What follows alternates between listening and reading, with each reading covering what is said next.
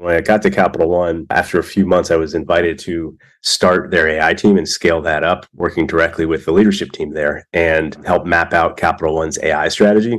And so even though I've been doing AI for a long time, that was the first time I'd done it at that kind of enterprise scale, right? Where you have not only hundreds of millions of dollars in business revenue being directly impacted by these models, but millions of people's financial livelihoods being impacted by credit decisions and fraud decisions and things like that.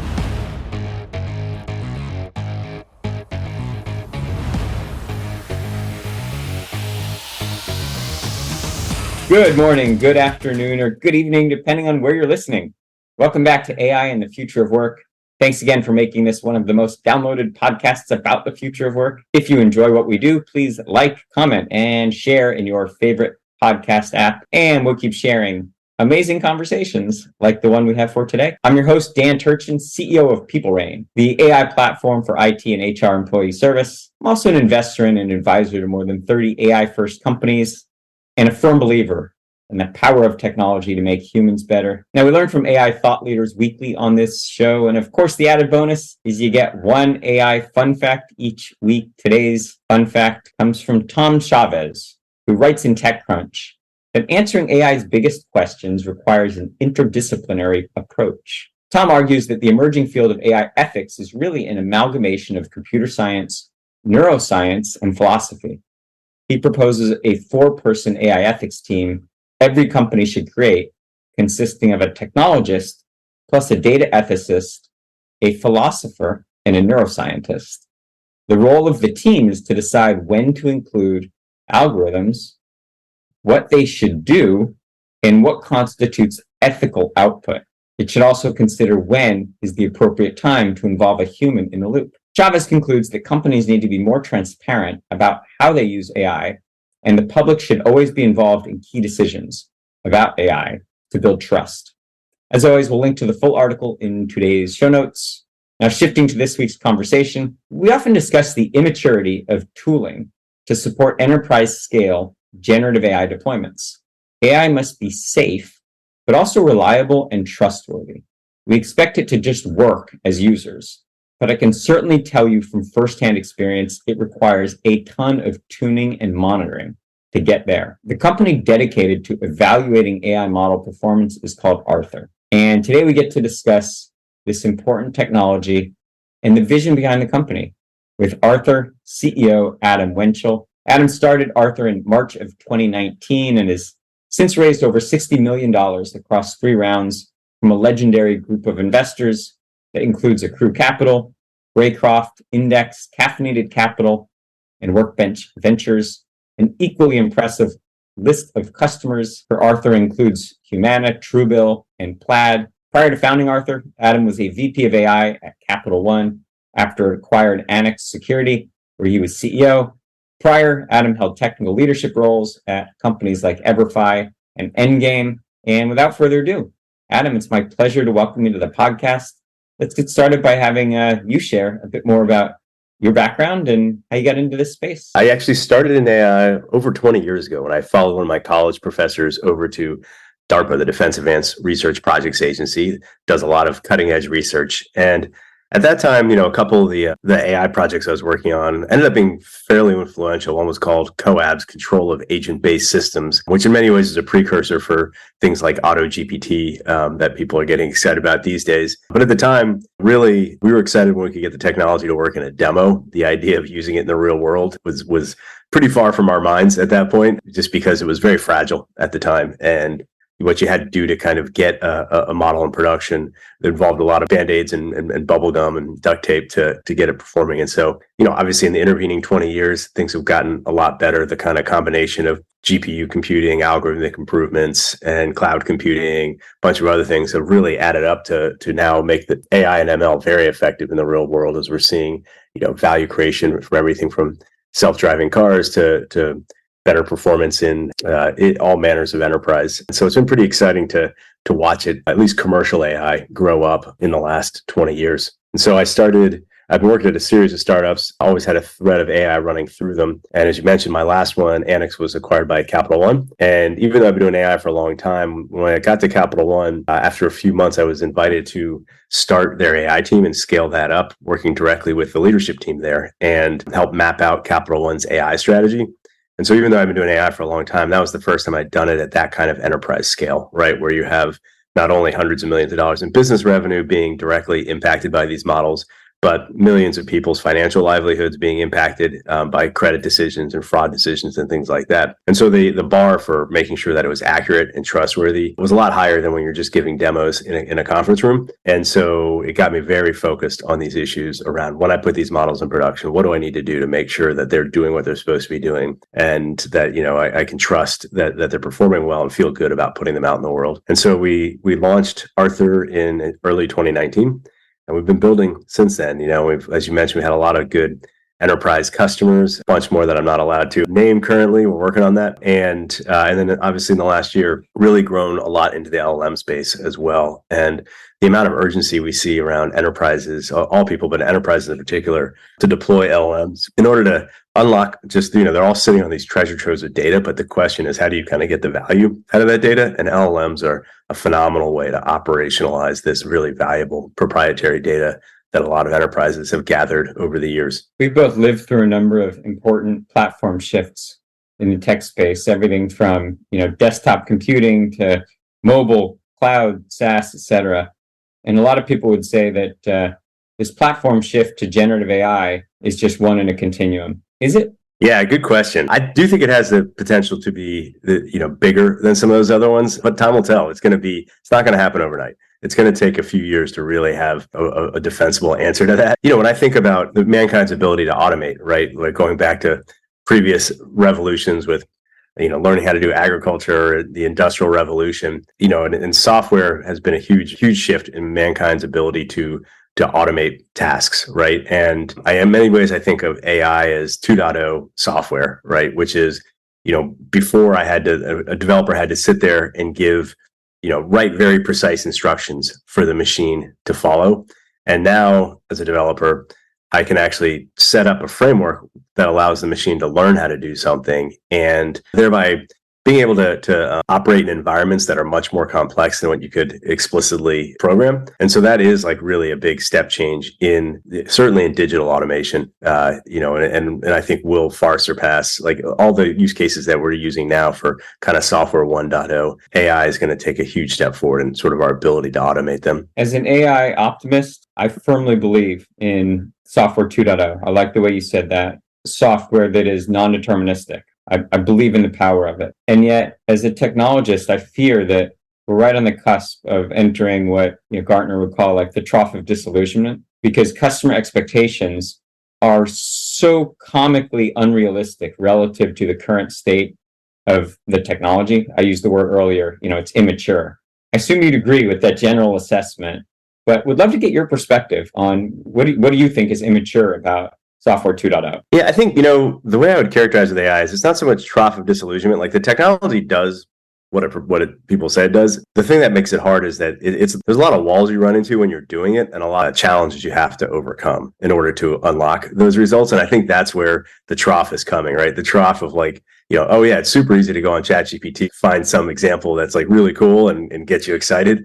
But going from that to something that creates value for your business, it can definitely be done. There's no it's real, but it's a little bit harder than just jumping on ChatGPT. In fact, it's a lot harder. And so you have to make sure that you have the right combination of people and secure controls in place, and you're operationalizing your data in a way that's safe and effective and not giving wrong answers and making stuff up. And it turns out that takes some work. So I think that if there's disillusionment, it's not about whether or not the technology works as much as what it takes to actually get it working for your enterprise. At PeopleRain, one of the things that shocked me about building kind of Gen AI first applications is just the lack of tooling. I mean, everything out there that you read about in the press, I'll go ahead and name names, things like AutoGPT or LangChain.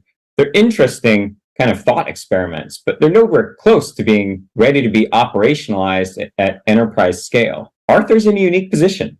I mean, to really accelerate the maturity of this infrastructure. What are your thoughts on how How fast can we get to the place we need to be able to get enterprises comfortable using this technology? Yeah, absolutely. So, I think what's interesting when we launched our AI observability product in 2019, there were several of us like myself who had years of experience in traditional machine learning tasks like regression and classification, and we were able to draw heavily on our experience in our past to inform the design of that product. With generative AI, because it is so new, and there's not a lot of people with years of experience doing generative AI. That tooling is, what's needed is I think still very actively being figured out. I think the advantage we had is we already had a number of enterprises that we were working with, and so that we not only do we provide observability service platform to, but we're also just close partners with, and we were constantly kind of helping them with their overall AI strategies.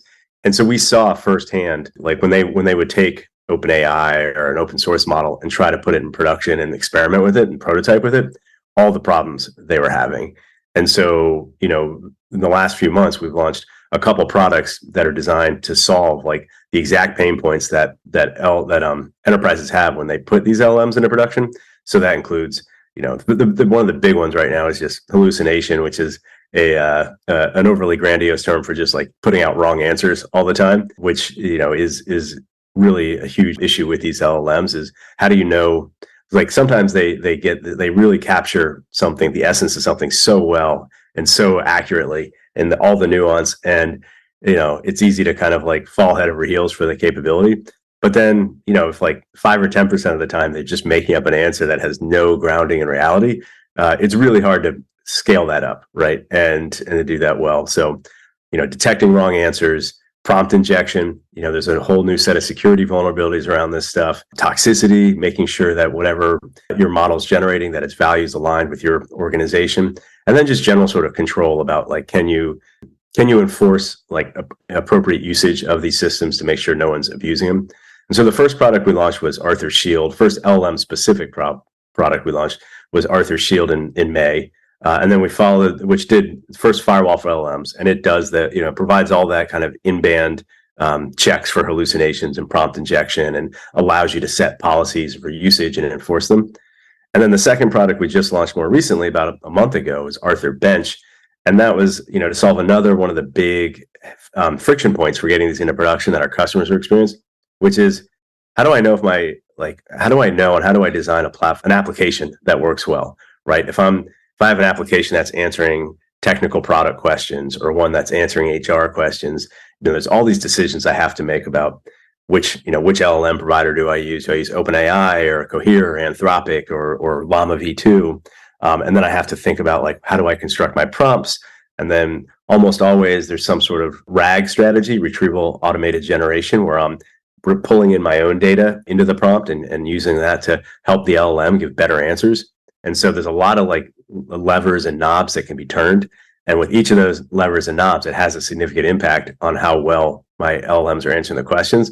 And so what we do is basically give people a tool to like really quickly understand as you make all these decisions, is it making the system better? And so that you can, you don't have to spend a bunch of tedious time trying to like figure it out by eyeballing everything, but you can actually measure it and over time really get the system performing well and feel confident when you deploy it. When I think about performance monitoring, I think about both the use cases you described, which call them kind of design time use cases, but there's also the important runtime use case. And I was early in like the DevOps space, and that was more about availability and service assurance.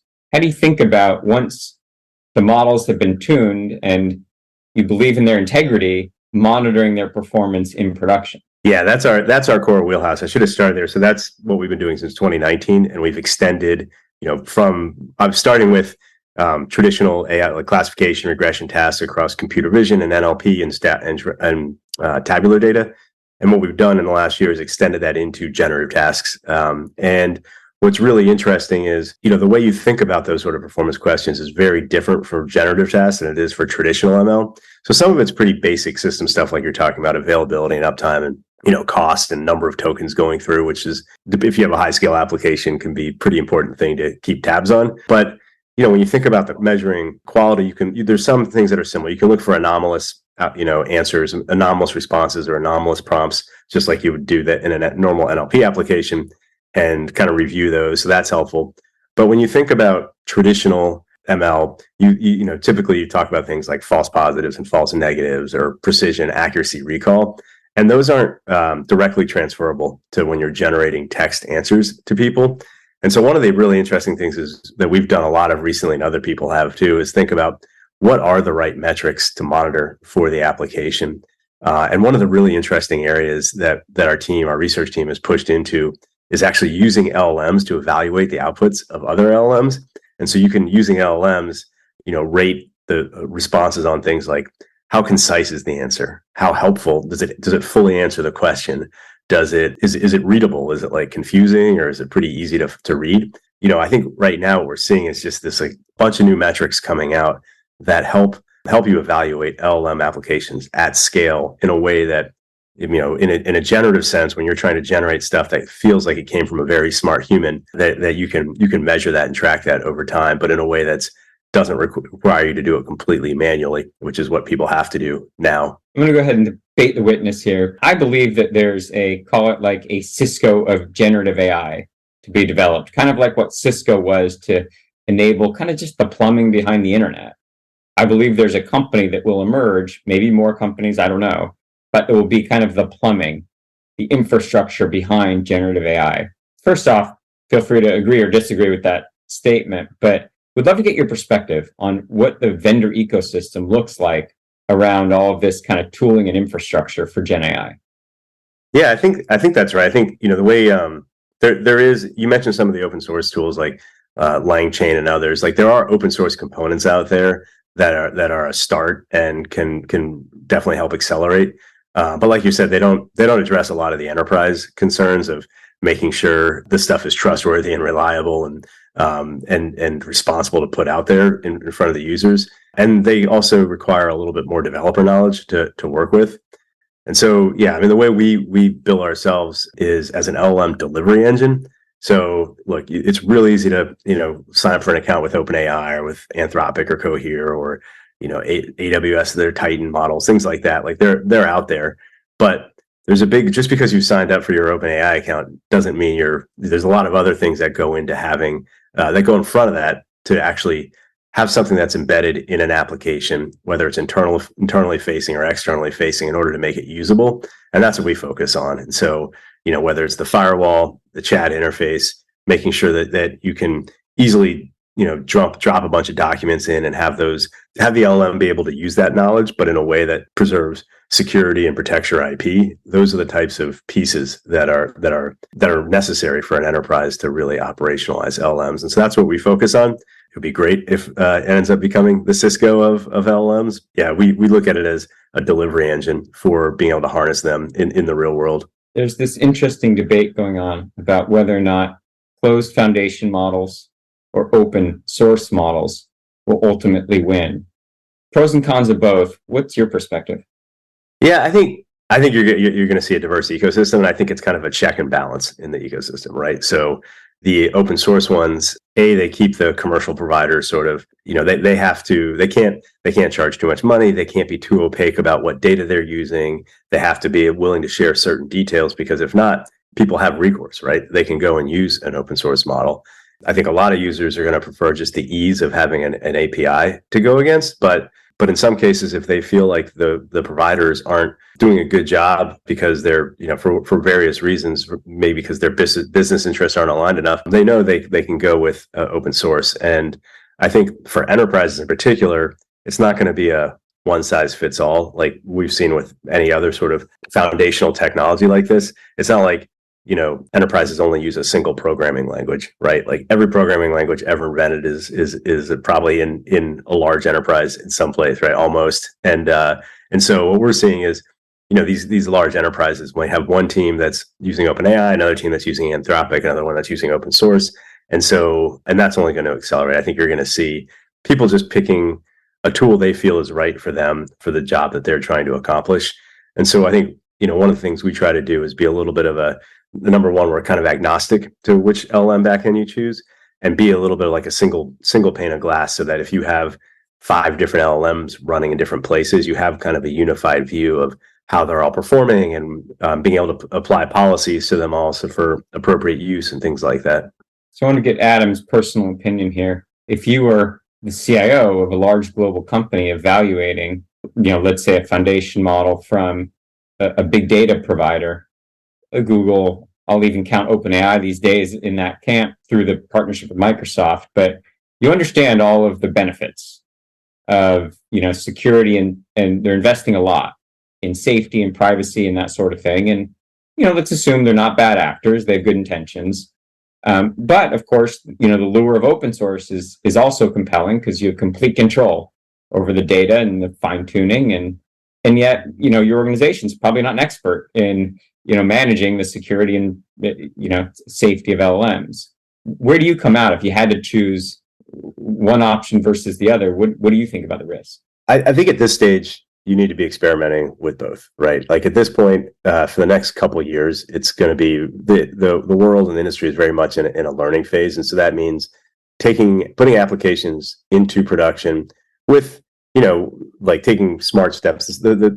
I think the people we see doing it, moving aggressively, are being smart about where they roll it out, who they roll it out to, right? So it's generally an internally facing application that's limited to, let's say, 100 users. That way they can kind of like learn along with them without kind of making the blast radius too wide if something does go wrong. But yet at the same time, by being really aggressive and moving quickly and putting it into production in this sort of controlled way, they're really accelerating the learning and adoption curve of LLMs in the enterprise. So that's personally what I would be doing, and what I see the best CIOs that we work with doing is being very aggressive about putting these into production, both and doing multiple experiments using large vendors and open source, but doing it in a way where you're not just putting this on the front page of your website and encouraging a million people in the public to use it, but you're sort of limiting the blast radius a little bit so that you can learn while also not exposing yourself to a whole lot of risk.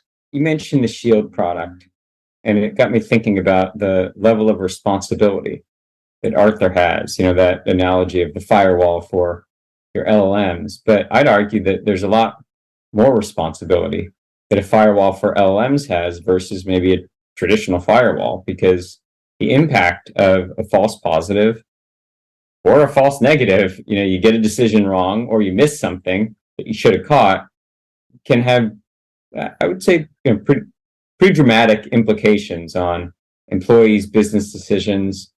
As a culture at Arthur and as a technologist, how do you think about that responsibility for managing the accuracy of what gets exposed into an enterprise by LLMs? Yeah, it's a really good question. Yeah, when you think about these things being deployed into like a medical context or a legal context, the repercussions of like someone taking a wrong answer and then actioning off it are huge, right? And so, I think the thing we look at is right now people have like zero protection against hallucinations. They're just, taking a huge leap of faith as they're trying to operationalize things, and know that they're producing wrong answers. Like all of our customers who are building RAG systems get hallucinations.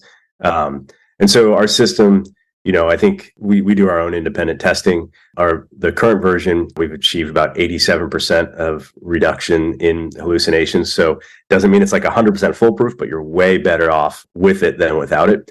And we have new versions coming out that we think are going to raise that even further. And so, there are like, you can model the cost of a wrong answer. And it's not like right now, if you're automating tedious work that humans do, it's not like humans get it right 100% of the time anyways. And so I think, you need to be realistic about what the cost of a wrong answer is and what's a reasonable level. Generally not 0%, but it could be, maybe it's 1 or 2% if you have a really sensitive application.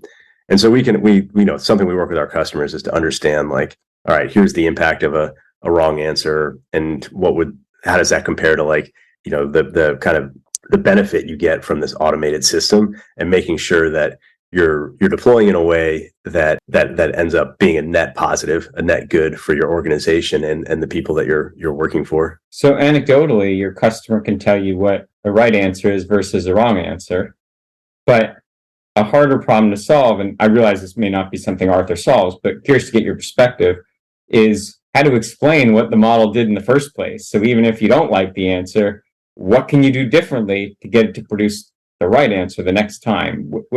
What's your sense of, is that something that we call explainability, but is that a capability that should be built into maybe a future version of Arthur? Yeah, so I mean, explainability is another one of these things that changes a little bit when generative, from traditional context to generative AI, and something we're working on.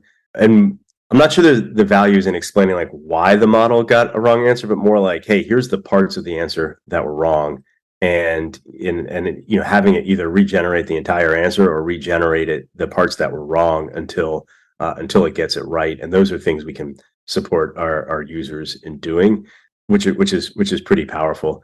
I think that these models, there's if you go onto Chat GPT and just hit like refresh and ask the same question multiple times in a new conversation, you'll get different answers from it, right? And that's somewhat by design, but it's also, if you're in an enterprise and you're trying to justify the use of these models, it's a little bit unnerving. And so we try to, they do generate different answers even to the same question. And so what we try to do is just make sure that you have good controls in place so that the ones that shouldn't be shown to a user are stopped, and they can be either blocked or regenerated depending on how you want to handle it before you show them someone wrong information. We've been focusing all of our attention on generative AI, but it's really just one in a continuum of AI tasks. And thanks to the transformer model, we've got these kind of very sophisticated next word predictors, but they only are really appropriate for language-driven tasks. And do you foresee a time? Is there a couple of years when kind of the enthusiasm over generative AI maybe wanes, and there's another kind of AI that we're not even considering that is equally, disruptive as generative AI?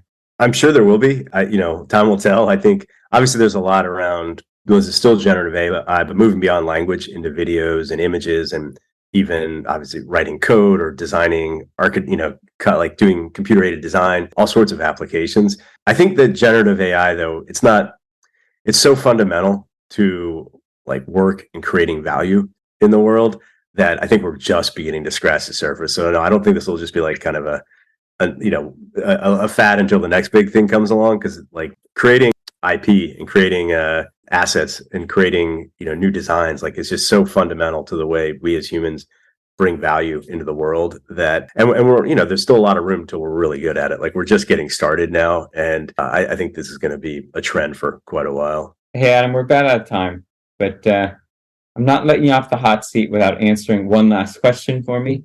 As a serial CEO, what is the thing about startup formation or growing a startup that nobody talks about? Number one is it's really hard. It's definitely not a 9-to-5 job, and you have to be a little bit obsessive to go into it. But the flip side is it's a really creative undertaking. This like sort of feeling. Some people are. I wish I was a really talented musician or a really talented artist, because I think that would be amazing. I'm not, but I do kind of feel like there's a creativity of building a company from scratch and building a team of people who are all dedicated to the same task and can actually build something that helps people, right, and that resonates with people. That's really gratifying when you go in front of a customer who's been doing business a certain way, and you say, hey, we can help you improve, and the light goes off in their head and their eyes light up. It's something you've built. Like that's it's hard to replicate that feeling in most occupations. So I really love that. Well said.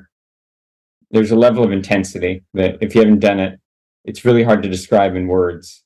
I like your example of an artist, a painter, a musician, but there's something about creating that music, creating that thing that endures long after you are here, that is really special. And like you said, it's hard to find the right words for it. Absolutely. Yeah. All those, you read all the media articles about, startups that are overnight success stories, but pretty much every single time you read one of those stories, behind there's been 3 or 4 or 5 years of hard toil behind the scenes before it was a quote unquote overnight success story. And it's just part of the process. The long road to an overnight success. Exactly. Good. Well, Adam, we're out of time. This has been a lot of fun. I really enjoyed hanging out with you, and would like the audience to know, where can they learn more about Arthur, you, and the good work you're doing? Yeah, absolutely. So our website's just arthur.ai. We do a ground truth event series, which a lot of people who are looking to learn about LLMs and AI like to come to. We do 1 or 2 a month where we'll have guest speakers. They're all available on YouTube and other venues. So check them out. And if you're in New York, you can come in person to our studio and join them. It's a lot of fun. We'll link to those resources in the show notes. Okay. Great. Appreciate it, Dan. Thanks for having me on. Good stuff. Adam, has been a lot of fun. And gosh, that's all the time we have for this week on AI and the future of work. But as always, I'm your host, Dan Turchin from People Rain. And of course, we're back next week with another fascinating guest.